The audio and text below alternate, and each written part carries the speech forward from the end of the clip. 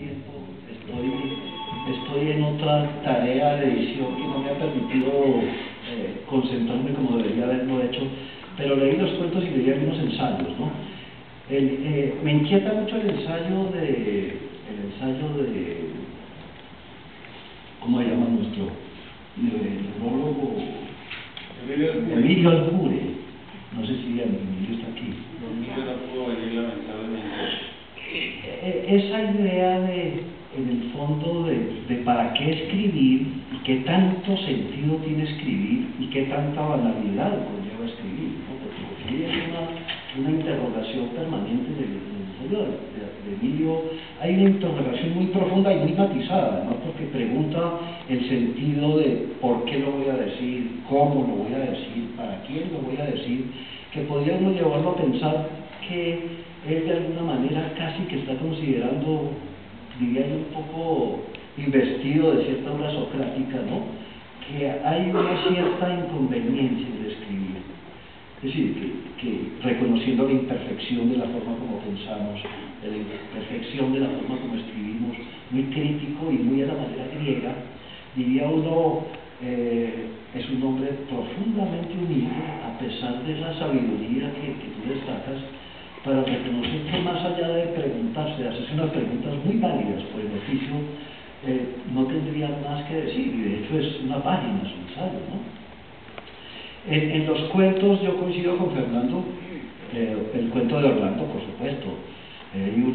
Ahí hay una puesta en escena de dos voces que hablan, que implica un oficio de hacer hablar personajes, que por supuesto creo que la práctica teatral, la práctica dramatúrgica debe haberte dado todo el aliento para haber logrado eso. Coincido en que además es muy bien aclimatado a esa cultura del patrón, ¿no? A esa fuerza en la forma de referirse, en la forma de decir, en la forma de inducir a algo. Aquí esa forma de simbolizar la forma invasiva como trabajan los patrones respecto a obligar a comer.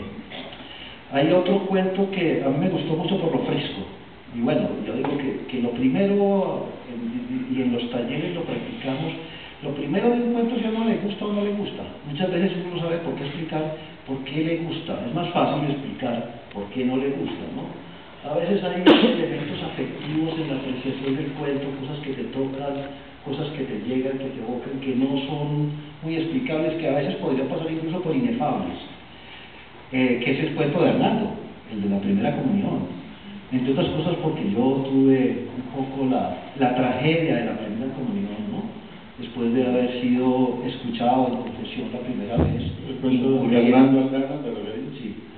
En un terrible pecado que hizo que mi madre tuviera que salir de la casa pues, a buscar de emergencia un cura que me volviera a confesar porque había incurrido en un pecado y al día siguiente iba a ser la primera comunión. Entonces me tocó ir a confesarme, y ese diálogo que pone Hernando ahí, que es casi un estereotipo del confesor, con esta idea tan inocente del chico que le está diciendo a Dios, bueno, te voy a dar una hora para que vengas y me castigues antes de abrir los regalos, pues para yo no ya incurrir en la indecencia de abrir los regalos habiendo incurrido en pecado. Me pareció que era de una frescura muy, muy halagadora para cualquier lector. Y hubo otro en el que la corrupción campea, que es el Magneto suicida de Alexander Ortega. Creo que ahí hay esa rica corrupción, esa rica perversión que le da un matiz al cuento que lo hace inmensamente atractivo, independientemente de lo que un lector pueda considerar que puede concluir del cuento.